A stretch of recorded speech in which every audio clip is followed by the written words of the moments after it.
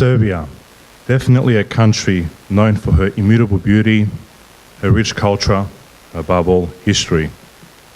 Good evening, ladies and gentlemen. My name is Alex Glumac, and it's an esteemed honour to preside as the Master of Ceremonies this evening for the Glac Project Seminar. Now, before we can officially commence with tonight's program, I would like to formally acknowledge our distinguished guests. His Very Reverend Father Rade Radan, the Serbian Ambassador to Australia, His Excellency Miljo Petrovic, and also the Consul General, His Excellency Branislav Grbic. A round of applause for our guests, ladies and gentlemen.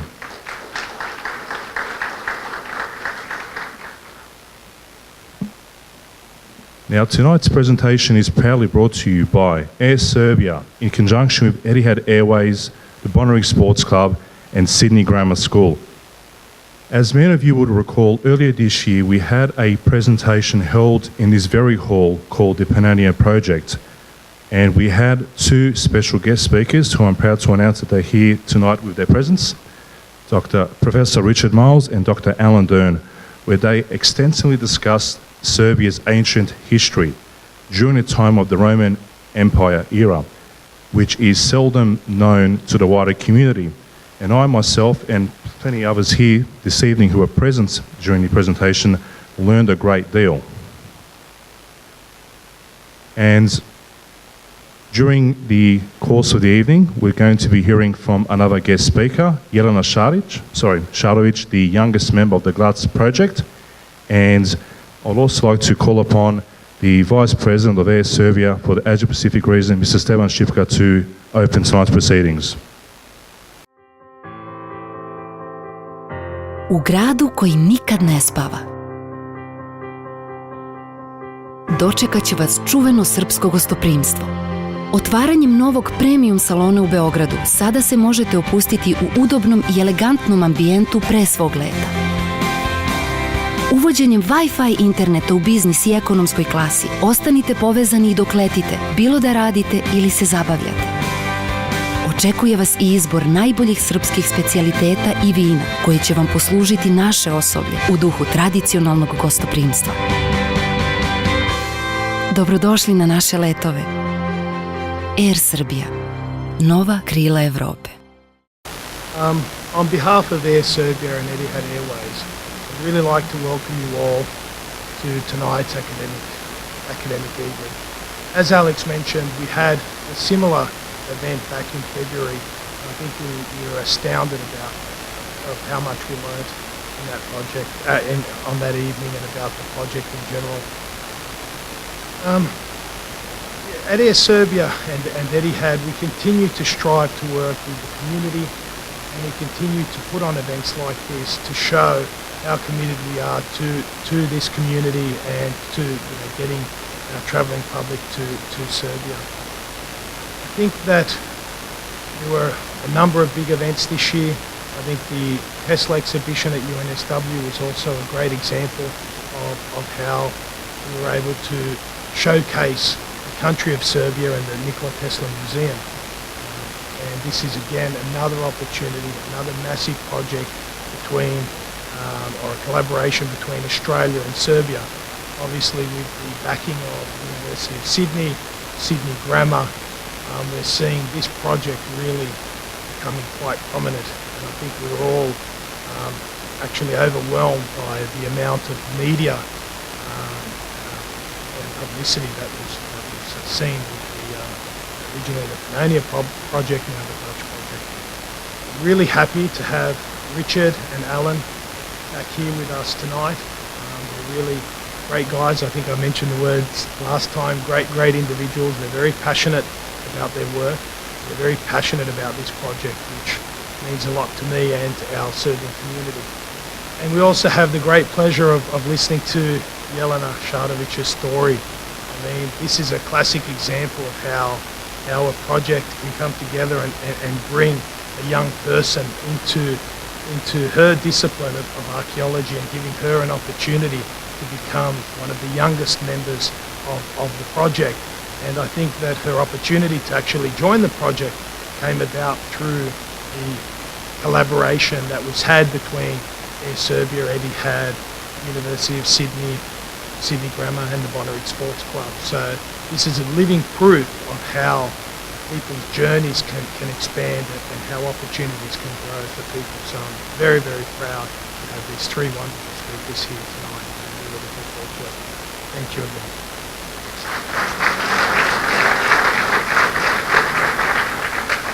Thank you very much, Stefan. And I might add, the Glac project is so important that during Julie Bishop, the Foreign Minister of Australia's visit in Serbia this year, she actually took a very strong interest in the project.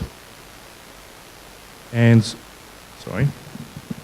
Now, our first guest speaker is none other than the Professor, sorry, I'll repeat that again. Dr. Alan Dern from Sydney Grammar, who has written a number of articles on Roman history and is a prolific expert on the subject. Ladies and gentlemen, Dr. Alan Dern.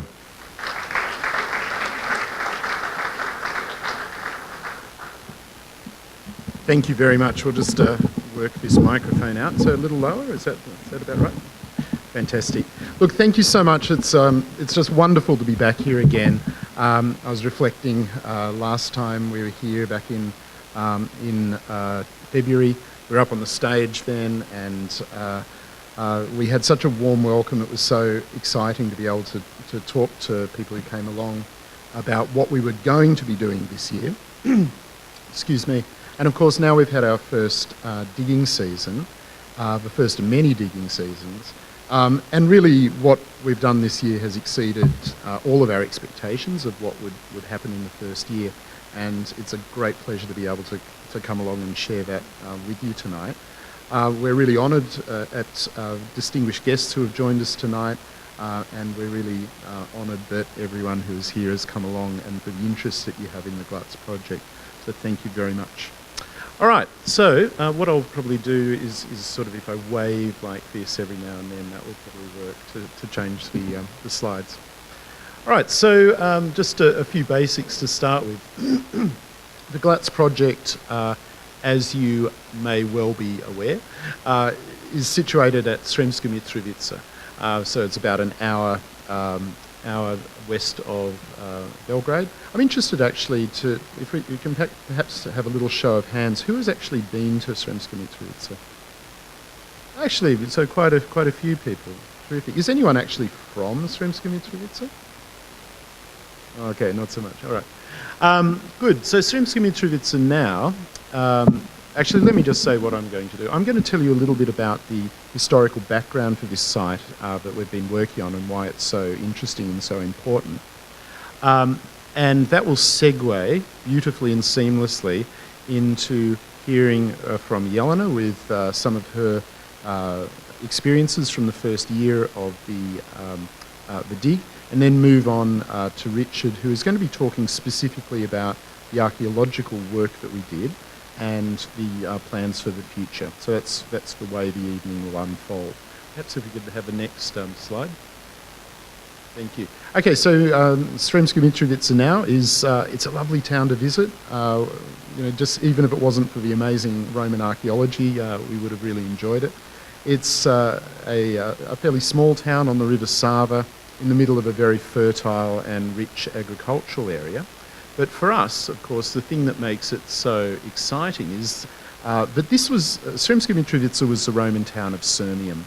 And it's, as nice as Sremska Mitrovica is, when you actually visit it now, you have to sort of really remind yourself that this was one of the most important Roman towns in the later Roman Empire.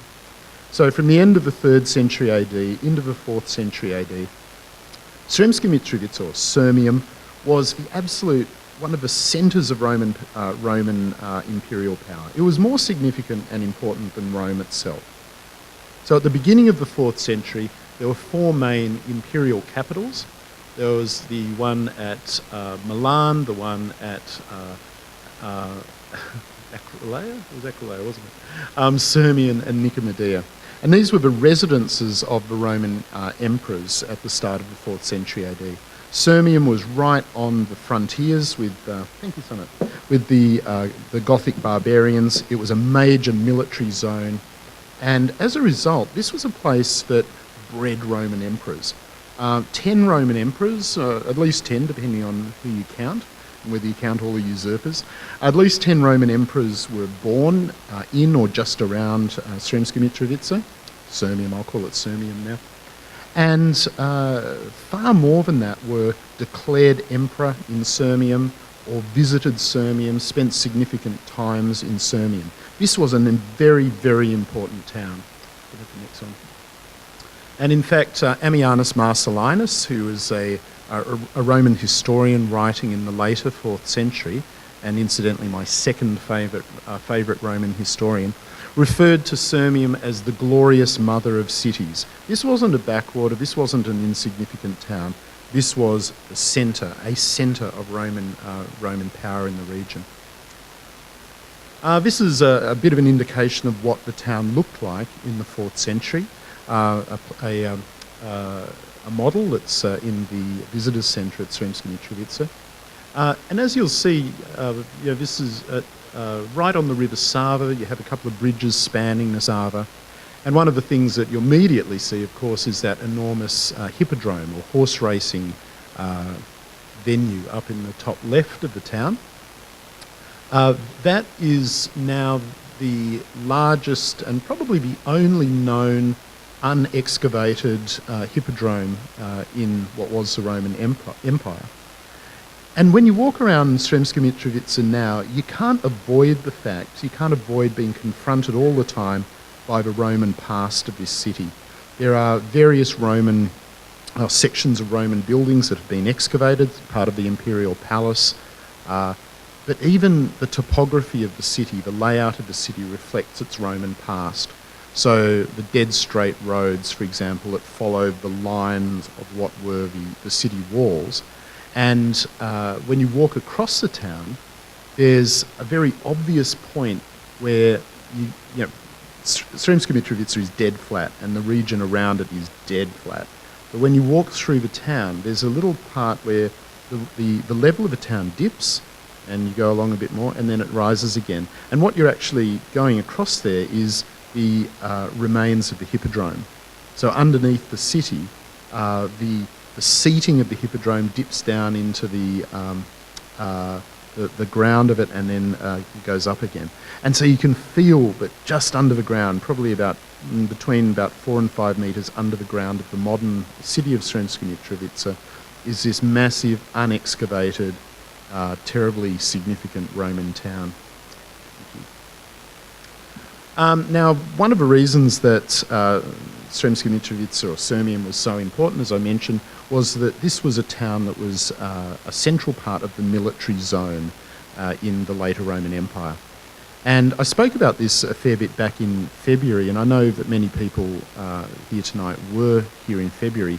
So I'm not going to go over too much what was happening for the empire in the 3rd century AD. I'll mention a few things, but I'd also direct you. I'm sure that most of you are members of our Glac project Facebook page. If you're not a member already, I strongly suggest it. It's a public group that we use just to keep people updated with what we're doing.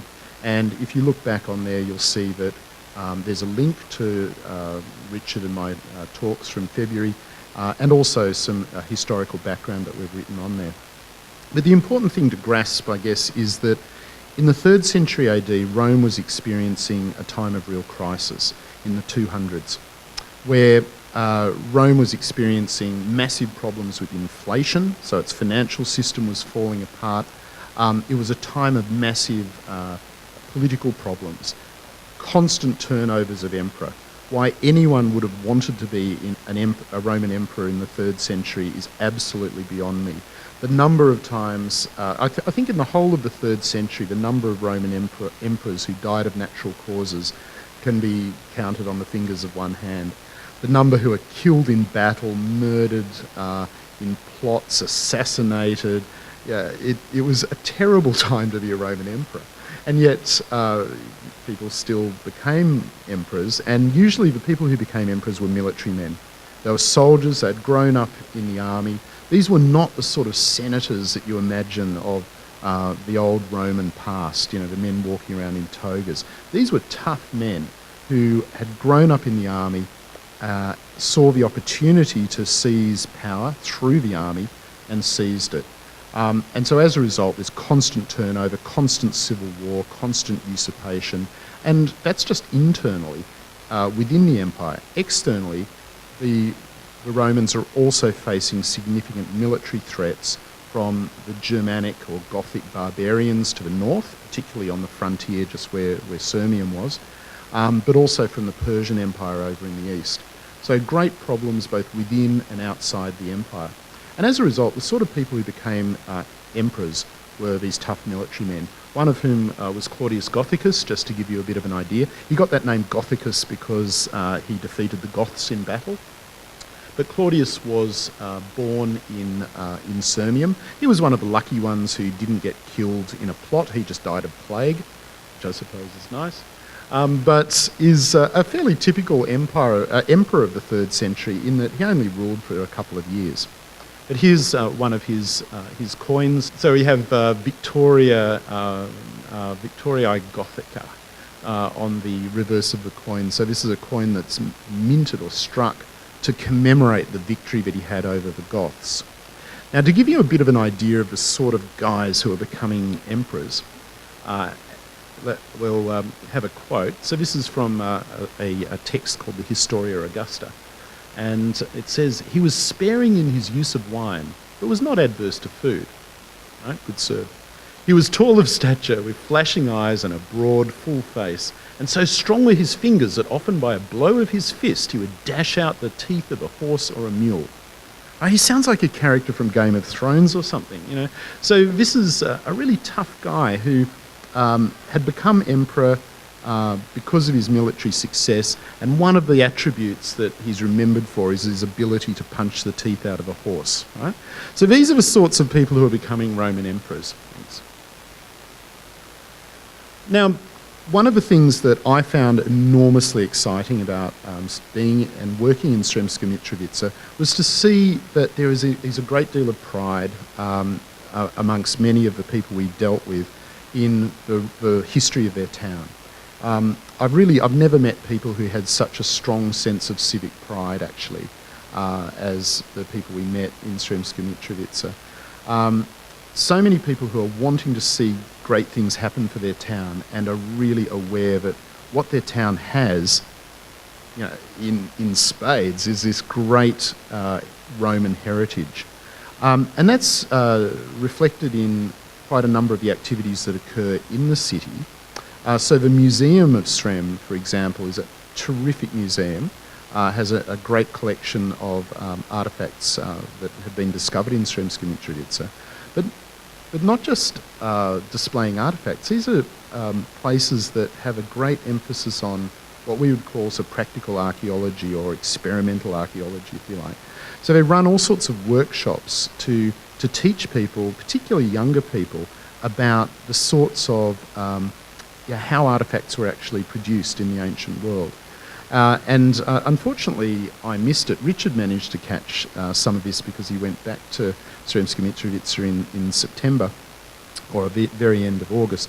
But at the beginning of September, for example, the city of Sremska Mitrovica ran a festival, the Imperial Sirmium City of Legends Festival, which I think will now become an annual event. It was the first time this year. And in the course of that, they were running all sorts of activities such as displays of Roman glass blowing. On the left there, sorry, just go back one if you wouldn't mind, thank you. On the right, they're making Roman lamps. Thank you, go forward. Yeah. A mosaic workshop there on the left, and on the right, even a sort of practical workshop explaining Roman hairdos, you know, the hairdos of Roman women. So they had some hairdressers who had been working to figure out how these often amazing Roman hairdos were made. So, look, my point is that there's all sorts of really great and exciting things happening already in the city of Sremska Mitrovica that connects the people there with their Roman past. Thank you. All right, all of which gets us to the Glac site itself. So I've been talking about Sirmium, Sremska Mitrovica. The Glac is just outside the town. It's on the River Sava, a couple of kilometres from the centre of town. And the exciting thing, one of the many exciting things about Glac to start with is, as you can see from that photograph, it doesn't have a modern city built on top of it. All right, so the Glac site is a field, and we can see that particularly if we, I think we can click on the drone footage. All right, so I might ask you to pause as we go along, but if you can start it off there. So this is footage shot by one of the members of our team, Andrew Yip, who's known as Indiana Drones. And perhaps if we can just pause there for a moment.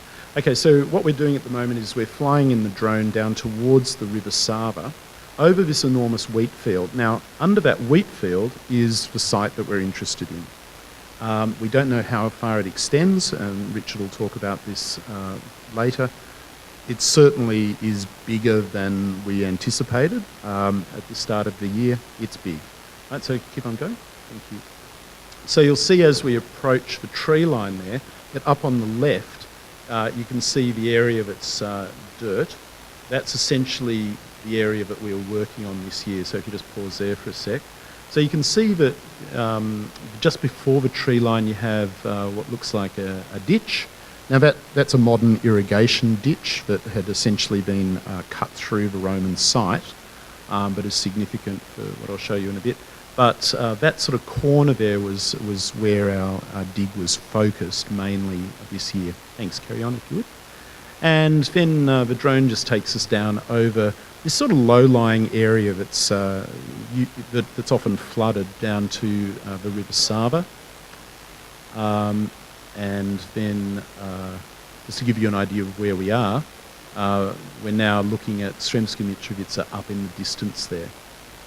Right, so and then turning back around onto the wheat field itself.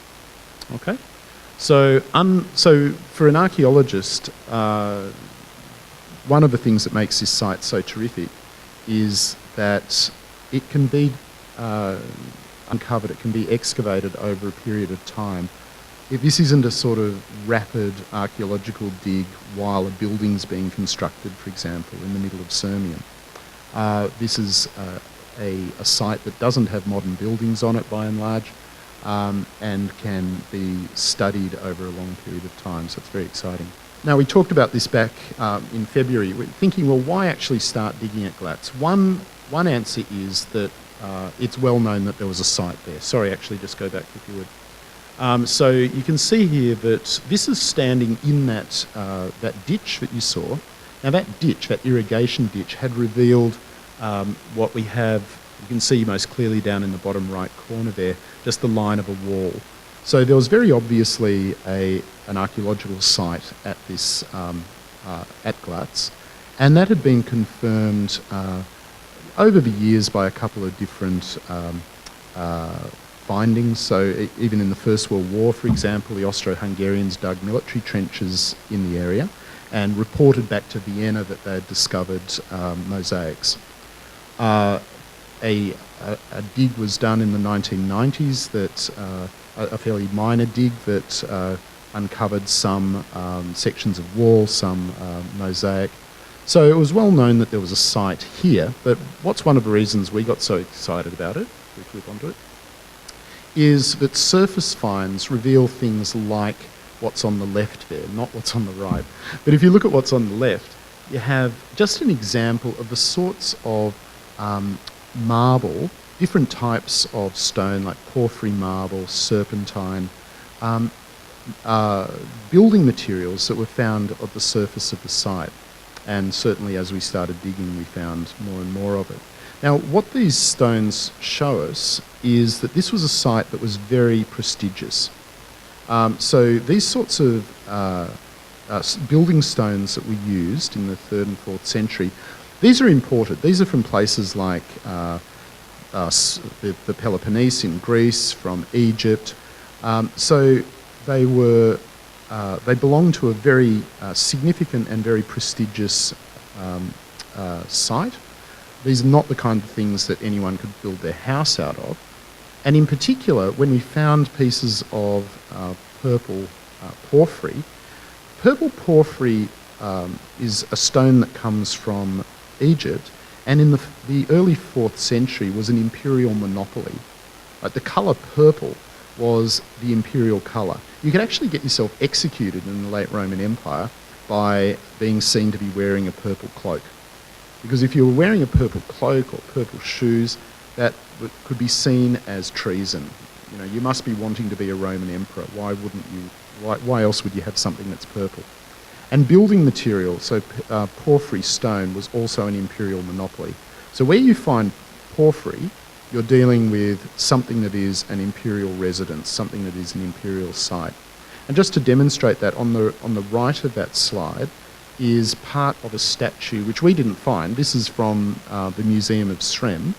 But just to demonstrate, this is part of a statue of a Roman emperor, probably the Emperor Galerius from the early 4th century.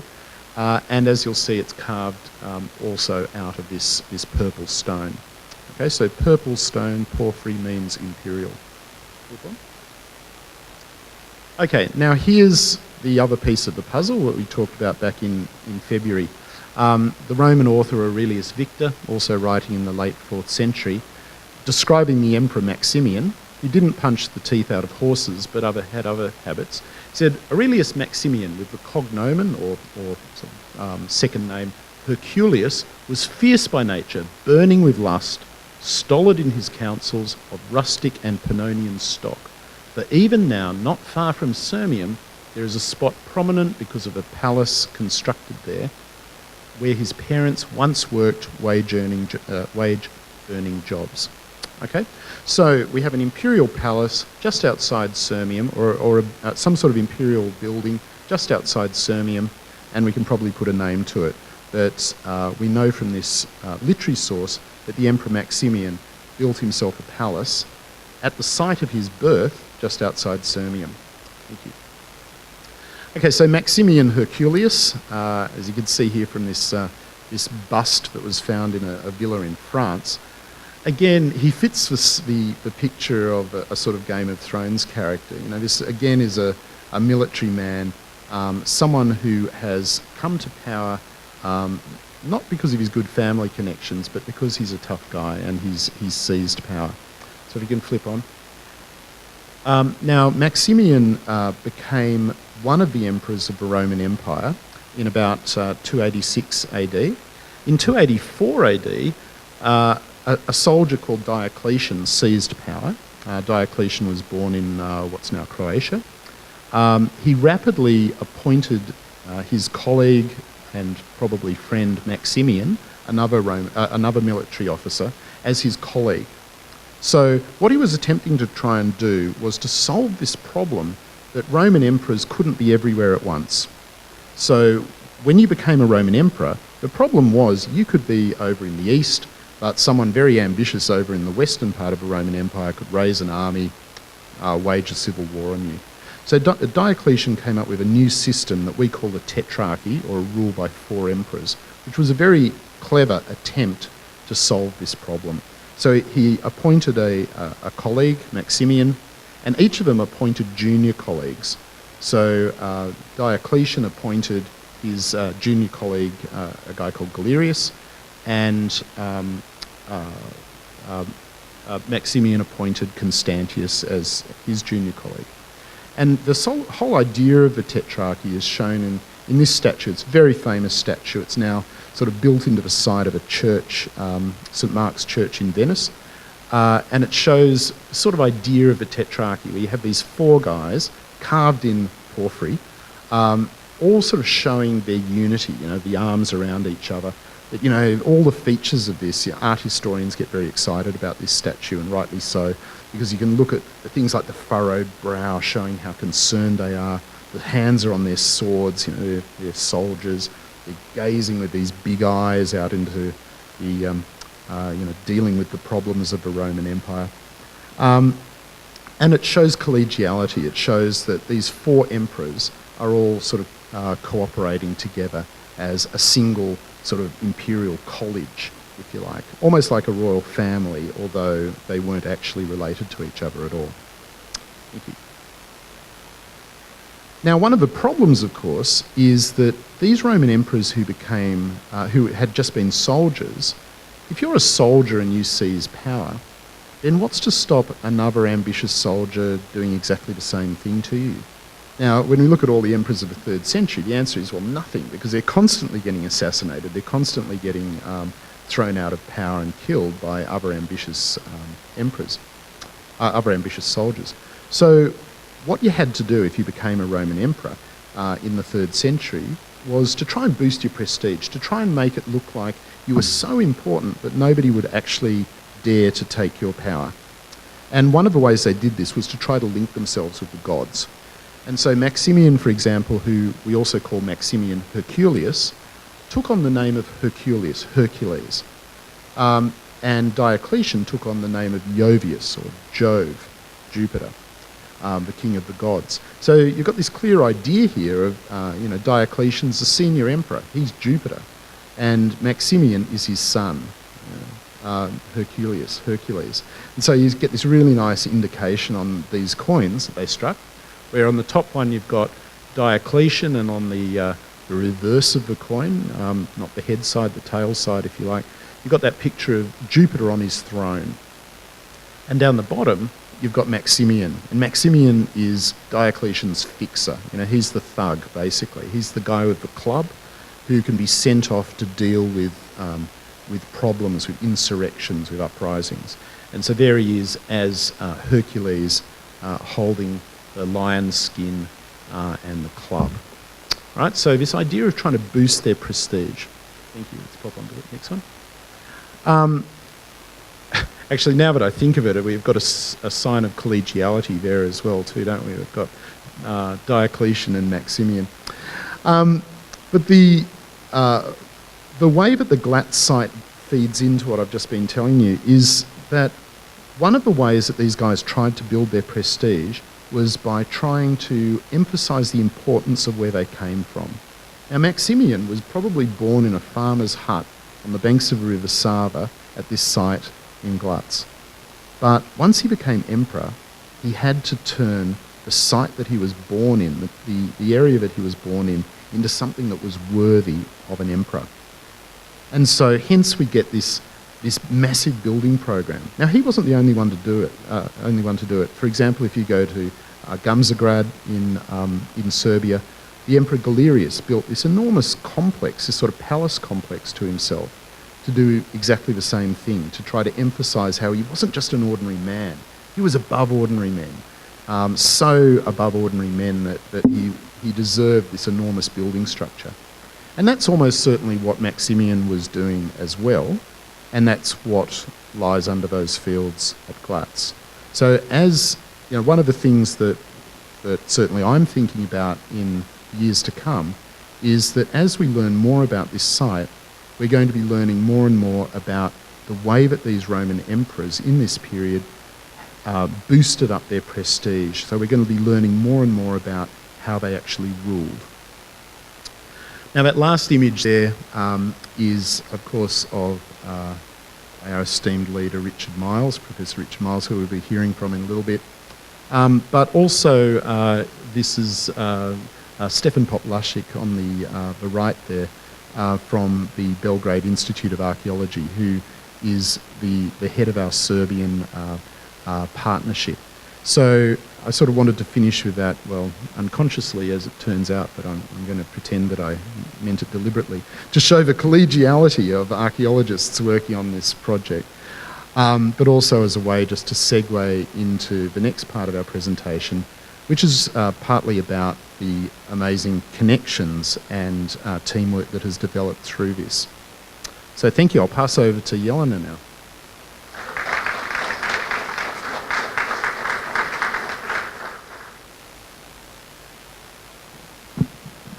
Thank you, Dr. Allen. It was actually from Dr. Allen this year that I learned that Serbia bore 17 Roman emperors. And that's quite amazing. And during the time of the Roman Empire, Serbia was the cradle of civilization. I'd also like to acknowledge the presence of a few other guests, the broadcaster of the Greek language program SBS Radio and the coordinator of the annual Greek-Serbian Friendship Festival in Sydney, Mr. Dimitrios Kametopoulos, and also from the Pan-Macedonian Association of New South Wales, of the Greek Community and Committee member of the Greek Educators Association New South Wales, Mary Alimbakis. Kalispera si Evharisto. Now, ladies and gentlemen, our second speaker is the youngest member of the Glac project and is an honours student from the University of Sydney. She will now share her experiences as an up-and-coming archaeologist in this exciting expedition. Ladies and gentlemen, Ms. Jelena Šarović. So good evening, my name is Jelena Šarović and I am one of the youngest members on the Glac project. Before I begin with my presentation, I would like to take this opportunity to thank Mr. Stevan Šipka, Air Serbia and Bonnyrigg for their tireless effort in organising this evening and their continuous support of this project. This year, in June, I was lucky enough to go on my very first large-scale archaeological excavation. And I was very lucky for two reasons. The first, I had the opportunity to work on a site that not very much is known about and that was possibly built with possibly a villa built by the Emperor Maximilian. The second reason that I was so fortunate to work on this site was because my very first experience on something very serious like this was going to be in the country in which I was born, whose history I am so very proud of, and I was going to be working with experts from both Australia and Serbia. It's kind of funny because 6 months ago, when I had finished my degree, I was ready to take my career down a completely different path. And then I decided to come along to this presentation that was being held here about some kind of archaeological excavation that was happening in Serbia. And here we are today. I'd like to take you through our 3 weeks in Serbia and give you a little bit of insight as to what it is like to work on a site. Our team from Australia consisted of 10 people, as well as archaeologists and colleagues from the Institute of Archaeology in Belgrade and the Museum of Srem. This was led by Richard Miles, Stefan Poplazic, and our project manager, Zorana Katanovski. We'll go to the next slide, thank you. Our first 2 days were spent in the very beautiful Belgrade, where we were given the opportunity to meet with the Ambassador to Serbia, the Honourable Giulio Fini, the Minister for Culture, and the City Manager of Belgrade, and their respective teams. A press conference was held, and we were able to introduce this project to the entire country through the television, radio, and newspaper. And then an official opening ceremony was held in the Old Palace at Belgrade, and we were able to meet with various politicians, ambassadors, community, and business leaders to talk about the importance of this project. But our time in Belgrade was very short and very sweet and very much different from what was waiting for us in Glac. For someone who had never picked up a trowel or a wheelbarrow in her life, who had spent most hot Australian summers sitting under the air conditioner, I had absolutely no idea what I was in for. Our days were very long and very hot. We would start working at 7 in the morning, and that meant getting up at 5:30 in the morning, another challenge for someone who thought that 10 a.m. was way too early to be up. And we would continue working until 3 that day on an open field with very little shelter from Monday all the way straight through to Sunday. When we first arrived on the site, this is what it had looked like. Our Serbian colleagues had spent the previous week or so battling with nature to clear as much of it as possible. Now, you've seen the drone footage and you saw the images on the previous slide. The field is very much enormous, and when you look at where we were working, it does seem kind of small, but believe me, it was not. The first few days were certainly the most challenging for me. Apart from the fact that I had very little experience excavating, we were working in one of the hottest summers Serbia had probably ever experienced. But every single day that we were there, we were uncovering new things about that site. And every single day that I was there, I was learning new skills. How to hold a trowel properly, for example. How to identify pottery, brick, bone, tile through dirt and rubble.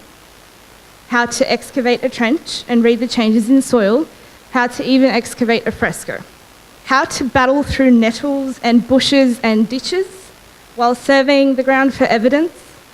I got to watch my colleagues excavate a grave as well as a mosaic. Some days you spent crouched in one spot, carefully cleaning and recording, and others you were shoveling dirt, pushing wheelbarrows, and making sure you didn't take too many layers of soil off at once, otherwise you would get in very big trouble from your supervisors. I'd just like to show you a couple of photos of some of the things that we had found. In this photo you can see a mosaic that doesn't look very big, but it is actually quite large, and we haven't uncovered it in its entirety. And on the right you can see some of my colleagues cleaning it. On the left, I don't know if you can see it very clearly, but they are some of the fresco pieces that I got to take out, and I was very nervous when I was doing it because they are very fragile, and if you touch them slightly the wrong way, they crumble in your hand. And on the right-hand side, as we were uncovering that mosaic, one of our colleagues stumbled upon a marble hand. It hasn't been cleaned yet, it's freshly out of the ground, and it was holding on to something, but we're not too sure what. And on the left-hand side, you can see a ditch. So as we started clearing off some of the dirt off the wall, we unexpectedly came across some graves. And there is a small grave sort of in the middle, and on the right-hand side, that's the larger one. And as I said, I was very lucky to watch them excavate that, and one of them even had human remains in it. And on the right-hand side is my handiwork with one of my other colleagues who's here this evening. We spent a couple of days digging out that trench and cleaning it perfectly for photos because we were trying to find out what was happening with the wall at that site. And they are just some photos to show you how much work we actually did do to clear it up. You can see the wall at the top and at the bottom, and on the right-hand side, all that dirt that you see we ended up clearing as well. We found some kilns there as well. We even had the opportunity to meet with the Australian Minister for Foreign Affairs, Julie Bishop, and present our findings to her and the Minister for Culture. But just as importantly, during our time in Serbia, we built very important friendships with both our colleagues and the locals. The people of Sremska Mitrovica were absolutely extraordinary. They took the time to show us their city, and they made us feel really, really welcome. And the little time we had off, we were taken to things like a wine festival, the Imperial Palace, the museum, the amazing Edinovic winery, and the Ethno House of Chupic. The people there were also very supportive of this project. Almost every day we had members of the public visiting the site, asking questions and offering their help. We even had a Serbian family all the way from Sydney come and visit us on the site. The local mayor's office was also very supportive, and the mayor visited the site as well. So I can tell you that it was really quite a privilege to meet all these people, but also to watch my colleagues learn more about each other's cultures. And I must say that our Australian team fully embraced Serbia and everything it had to offer. They tried all the food, debated on which beer was best, tried our rakia and our wine. Some of us even gave the traditional Serbian dancing a go.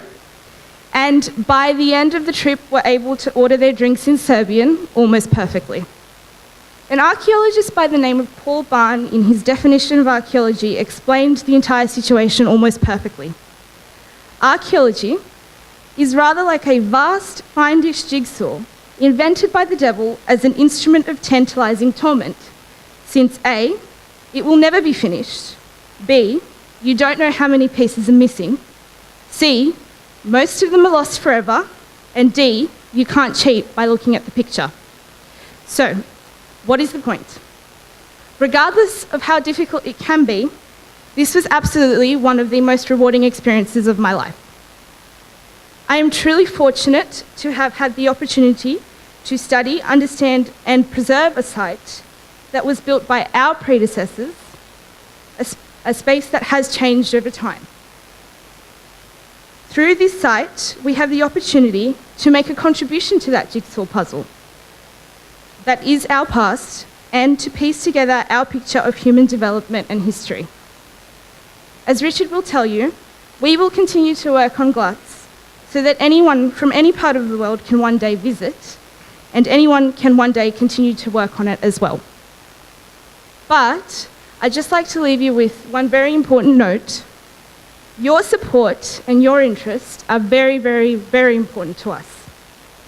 Because one day, when we have cleared all that wheat field and uncovered all those walls, it will be you who will be visiting that site. And you will stand where the Romans once stood, and you will take the photos and show your family members, your colleagues, your friends, that near this really small city in Serbia, there is this massive villa complex that was built by an emperor who was also born in Serbia.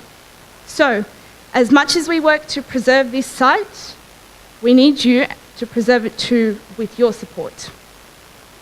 Please continue to ask us questions, check out our Facebook group, and maybe even visit us on the site one day. You never know, you might end up staying to help us. Finally, I'd like to take this opportunity to thank every single one of my colleagues for their patience and their friendship, for the amazing, inspiring Ambassador Giulia Fini and her amazing team in Belgrade who have worked tirelessly over the past couple of years to make this project possible, the University of Sydney, the Institute of Archaeology in Belgrade, the Museum of Srem, Air Serbia, the Serbian Ministry for Culture, the Belgrade City Manager's Office, and you. Thank you for coming this evening.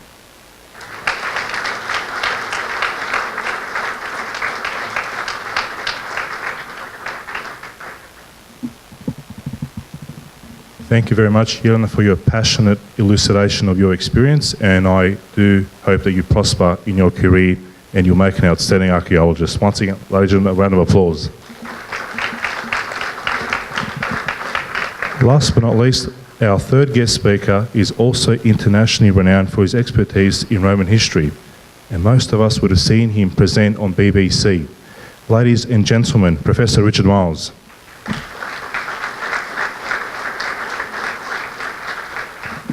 Well, thank you, everybody. And let me just start that after listening to Jelena's fantastic speech, if there's anybody from work, health and safety out there, I haven't reintroduced slavery back into Serbia in any kind of way, okay? I should explain that obviously we didn't have that long, and we had an amazing effort and dedicated effort from all of our team for those 3 weeks. But let me start by thanking Stefan for setting this up tonight and thanking everybody, the whole community, and Bonnyrigg Sports Club as well, and also having the ambassador here and having the consul general. This in many respects is a fantastic thing for us, and it shows the enormous support that we've had from the community here. But let me take you back to this field, okay, a different picture of this field. I want to start off by saying that when we had that opening night at the Belgrade City Hall, I was very proud of what we'd done. I had to sort of stand up and give this talk about what I thought we were going to find. So note the word thought we were going to find, okay? Because actually sort of predicting what you're going to find underneath the field is a risky old business indeed, okay? And we'd had a huge sort of media storm. So we've been on sort of national television, we've been on the breakfast shows, we've been in all the newspapers. We had huge support from the Minister of Culture, stood up and spoken. We'd had the Minister of Agriculture, Sremska Mitrovica, it's his hometown. He'd done an enormous amount of work around it. And even we heard, we knew Julie Bishop was coming, and even the President himself knew about this site. So in other words, there was a sort of huge pressure. And of course, when you stand up and you say, what I think we're going to find, and this is in front of hundreds of people, in front of the media, what I think we're going to find is perhaps the palace of this famous Roman emperor. In some respects, you're obviously taking a little bit of a risk, because actually, as Jelena said, after 2 days of glitz and glamour of being in Belgrade, that's when the hard work was going to start. And actually, was that theory, and it is always a theory, it's not proven. Basically, was it going to work out or not? And that's one of the things about archaeology. So archaeology, for me and for many other people, is 50% science, in many respects 50% imagination. Okay. I've never come across a good archaeologist who doesn't have a good imagination. Because as Jelena said, in many respects what we do is we never get a complete vision of the past. It's sort of shattered fragments of the past. You're trying to sort of put back together in a particular type of way. So That was the sort of big challenge. And so what tends to happen, and I've been on many excavations where in the first season and even the second season, you do not find what you think you're going to find. And there's all sorts of phone calls and letters and emails to your backers saying, well, maybe next year we'll find what we were looking for. But here, something very interesting happened for us here at Glac. So as you know already, we'd done our homework in that we'd obviously had a lot of aerial shots, and we'd also done a huge survey using geo-radar equipment to basically work out what was underneath the ground. Okay. And what it had shown us was that in the southern area of the site there were a series of big man-made structures. And last time I was here, I think I described that field, and remember, it's flat as a pancake. And I remember saying to you that when I looked at the site, the first thing I noticed about is it looked like a bed with somebody inside it with a duvet pulled over them, okay? There was basically all sorts of strange gradients across the field, which were clearly not natural. Now, the first thing I'll say about the excavation is this, is that you saw the aerial shot. And in the aerial shot, there you have a huge farm, okay, which is run by an agricultural company called Mitrasrem. And there's also a massive and a whole series of farm buildings.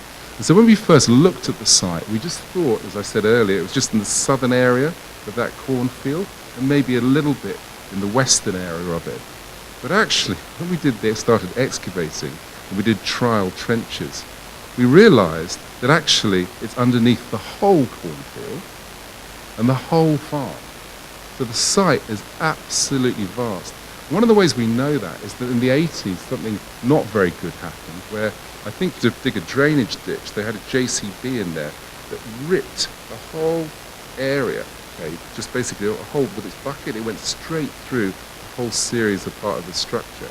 And in some respects, that's a great shame, but for us, it was also a great boon as well.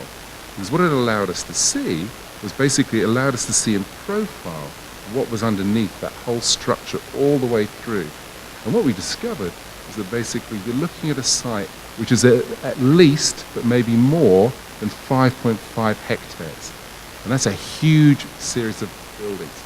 And so one of the things you need to think about is this is sort of undoubtedly a really, really important building, but rather than thinking about it as one building, you want to think of it more as a compound full of all sorts of, so if you've ever been to Gamzegrad, you'll have seen that too, where basically what you have is you have a series of walls and a compound, and inside it a whole series of fine buildings within it. So not every single bit of it is going to be covered in mosaic, etc.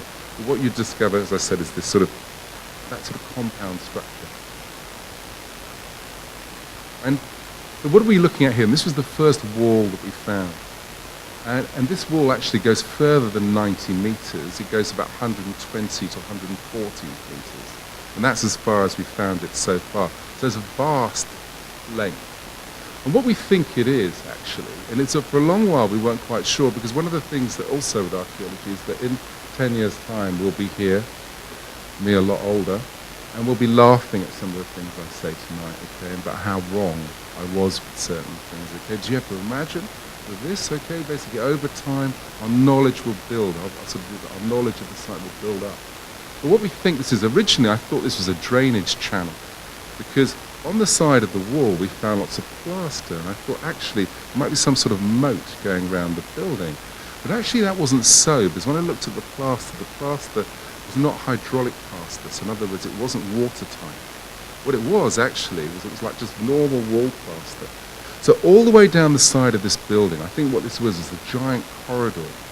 There was a corridor that ran all the way down the side of it. On either side of it, you had rooms coming off it. It's a whole series of rooms running down. And actually, for villas, okay, especially villas in this area, but also villas right across northern Europe too, Roman villas, that was a very, very standard way of structuring it. You have a big corridor, and you'd have these rooms coming off them. But I've never seen one at this sort of scale. This sort of scale is absolutely gigantic. And one of the first things I'd say is this, is that I think what makes this building strange is this, is that let's say it is Maximilian's villa. I think it's been built to represent quite local, low-key domestic architecture, but on an amazing kind of scale. Just the kind of thing you might actually build your parents if they were peasants of a particular landed estate. And we found all sorts of other things here. So basically while we were digging, we found all the sewage systems that were running underneath the moat.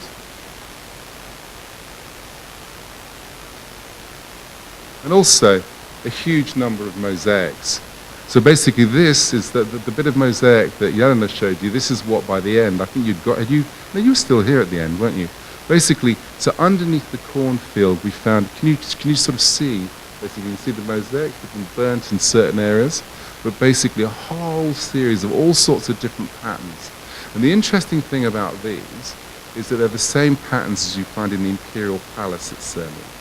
And these, you would never find these in a bog standard Roman villa in this area. You'd never find this sort of quality. So what you're beginning to see is in terms of the scale, this huge scale, but also in terms of the sort of designs you're seeing on the mosaic floors in these rooms, you're beginning to get an indication that you really have got something special and very, very unusual. And here's another example of these mosaics. As I said, they run underneath the cornfields, and in some places you're looking at half a metre underneath. And this creates another problem for us, and that's around metal detector enthusiasts, of which there are many in Serbia. Sometimes they've been very useful, and they found things and they passed it on to archaeologists. But on a remote site like this, we have to be very, very careful, basically, to make sure when you're not there, that people, as soon as they find out about it. So we've been very lucky that the mayor of Sremska and others have basically taken security very, taking it very seriously. We're now building a huge fence all the way around the whole site. We've got a security company. We have people actually there all the time watching the site. And here you have, it's just part of the wall heating system. So there's a whole hydraulic wall heating system. And what they did is basically done through hot water, but basically with lots of tiles that will stay warm for long periods of time. But underfloor heating. And as you know, underfloor heating is fantastic. And of course, that's because, as you all know from this area, it might be very, very hot when we were there. But I remember when I went field walking here in January, I was so cold. I mean, you know that cold wind comes off the flatlands. You know, it's absolutely freezing cold. So there you have sort of evidence of, of the sort of heating systems that you would need. And Alan alluded to this earlier about all the building materials, and that's the marble hand cleaned up a bit more. But the building materials we discovered as we were digging down were even more extraordinary. So we not only found porphyry, lots and lots of porphyry, which is from Greece, but also from Egypt. We also found marbles that have been brought over from North Africa, some that have come as far as Syria and other places. So in other words, a huge amount of really, really precious building material that basically been brought over. And the other unusual thing about this site is that mostly around Sirmium, because there's not massively good stone sources nearby, basically a lot of the walls and things were built of brick. But here, they've brought this from about 80 miles away from what's now Bosnia. Basically being brought up the river. So in other words, they've decided to bring their own stone up, their own limestone up, to basically use on this particular site. Now the other thing is that originally, one of the things we suspected, so have any of you been to Sarkman, which is another palace site, and it tells it was built by a man called Maximilian Dyer. And he was another one of these tetrarchs, but a not very successful one. And how we know that is that they found the palace, but it only had one floor level in it, and there was no pottery at all within it. And remember, pottery is basically the rubbish, the refuse of the ancient world. It's their sort of packaging, that's what everything came in. And of course, if you visited a house and it had absolutely nothing, no evidence of refuse or anything, you'd think, well, nobody had ever lived there. And it was the same with that particular palace, basically. In the end, this man had fallen and been killed before he could actually move in, or his family, into it. This is different. What we see here is that you can see, I wish I had my sort of, but you can see on the right-hand side there, you can see there's at least 3 different levels of floors here. So in other words, this building was basically lived in for a much, much longer period of time than just one particular phase when, if it was Maximilianus was alive. We know that also because we found coins in the levels above the Roman levels. And we found coins from Theodoric I, and he was the first big Ostrogothic king. Remember, the Ostrogoths came over the Danube, they settled here before eventually moving across into Italy, where basically Theodoric and others built a very successful kingdom. And also, you find the coins of the Byzantine Emperor Justin II. So in other words, this area was basically, this building was in use well much later than just this earlier period. So we think of what I can say is those mosaics we looked at earlier, they're from the right period. They're from the late 3rd and up into the first half of the 4th century AD. So they're bang on for basically the period of Maximilian. And some of these later things, so for instance, whilst everybody else was digging the glamorous mosaics, this always happens to me. All the good stuff, I watch everybody else doing it, and I always get all the stuff that nobody else wants to do. But that's kind of, it's family last, isn't it? But basically, so I ended up having to dig the Pottery Kiln, okay? But very, very interesting, because this Pottery Kiln was later. And this, basically, within it, we found also they've been using it also as an oven. Like tons and tons of bones in there. Everything from horses' bones to cows' bones, sheep bones, and also dogs' bones as well. And basically that was probably something that was put in there by the later Germanic peoples that lived within this particular area. It looked like they took over the villa at a later period. And there the graves, the little graves, so that was a child's grave, one of them. And these have been sunk into the floor, so basically at some point, it looks like this is also from that sort of Germanic period.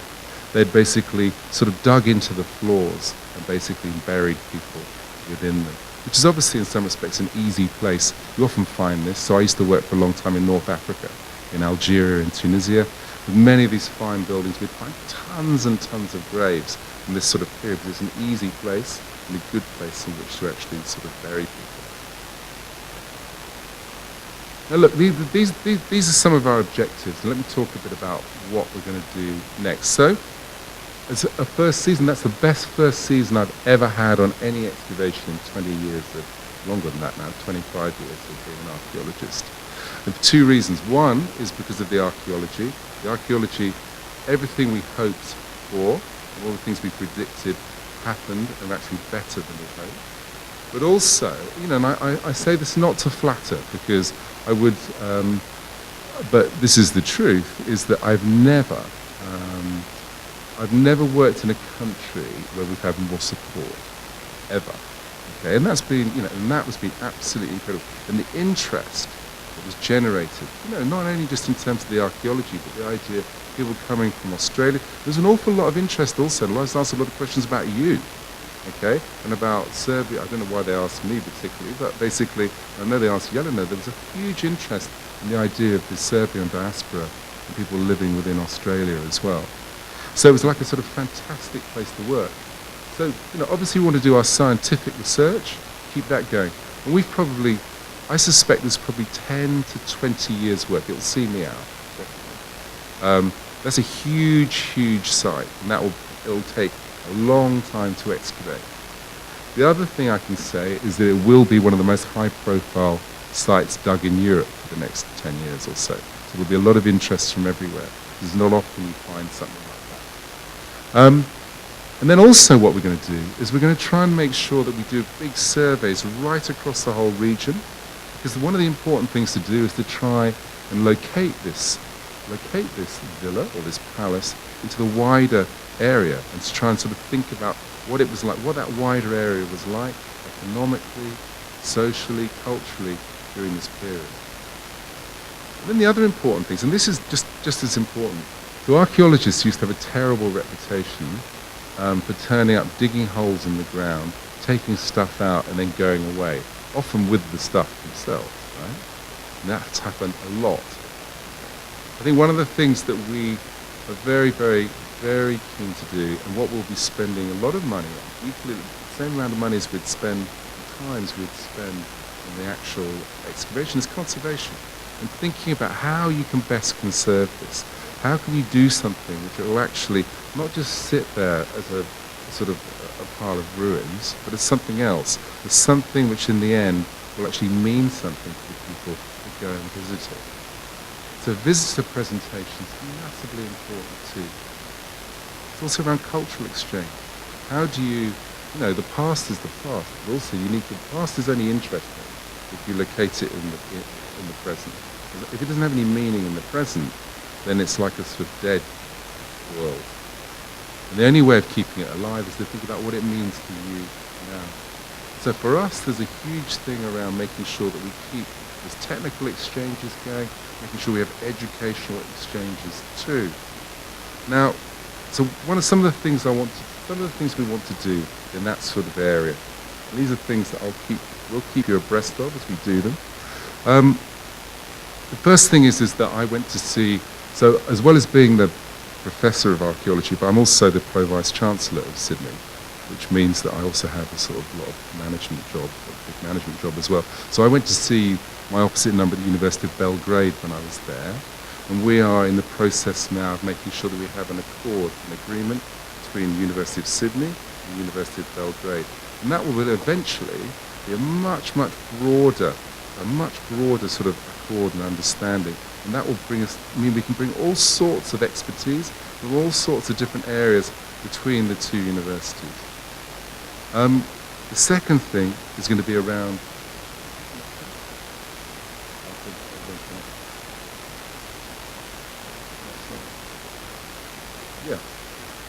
I would like to, so I've got my BDI on some of the farm buildings there. And one of them, some beautiful 17th century, sort of classic, or 17th, 18th century farmhouses. And what I'd like to do is I'd like to build a visitor centre. Because, one of the things, as you'll probably know, Sremska Mitrovica is an area which has had a hard time for 20 odd years. It's not, economically, it's had a hard time for all sorts of reasons. And I think one of the things we have to do in our responsibility is to make sure, as well as trying to culturally, make sure that we bring some cultural enrichment, but also to work with all those local people to try and bring some economic benefits as well. And so what we'd like to do over the next sort of 5 years or so is to build a big visitor centre there and study centre as well. It's something which long after we've gone will actually be a useful thing for the community in which to not only show the site off in the best way we can, but also to generate revenues to maintain the site and also perhaps to maintain other cultural institutions there as well. So that's a very, very important thing for us to do. And also, we're going to use the site as an experiment we're doing around virtual reality. So I'm also involved. I excavate, and I've got a big project in Britain as well, just outside London, big Roman villa there. And there, we're using all sorts of augmented reality and virtual reality to try and think of the best way of presenting sites. And much of the technology that we're developing there, I will basically bring here, and try and think of a way to make sure that it's sort of, make sure that it's really economically viable. And then around, as I said, around tourism. It's basically also talking to the mayor of Sremska Mitrovica and talking to the ministers about, this town's 60 kilometres away, 50 kilometres away from the airport. It's nothing. So basically, how do you try and make sure this is presented in the right way to mean that, again, that you can create a good living for some of the people that live around the area. And let me just finish with one last thing. And that is that what Yelena said is absolutely right. This is something which is, we're there to help. But this is your site. This is your history. This is your homeland. And so I really hope that you will, as she said, come on this journey with us. And there'll be, I'm sure there'll be some bumps in the road along the way. and I'm sure that things will change and some of our ideas will change around this as well in terms of what we're doing. But I think that if we keep going with the progress that we've made, hopefully, over the next few years, we'll have a lot of fun together. And as I said, I really hope that, that you can maintain, that you and us together, we sort of really maintain our interest in what we're doing. So thank you.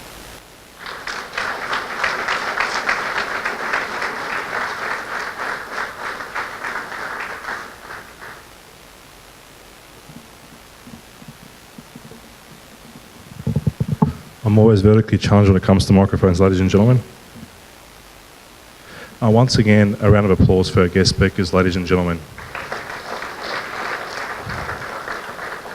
I'd also like to thank you for elucidating on the Glac project and on Serbia's ancient past. And as I said earlier, it is seldom known in the community about Serbia's earliest chapters of its history. And subsequent to this presentation, I'm sure that all of us are imbued with a greater understanding of Serbia's history. I'd also like to make another special thanks to Mr. Stevan Šipka from Mayor's Serbia, who once again has done a good job in organising this seminar and being a conduit between the Serbian community and our guest speakers. And once again,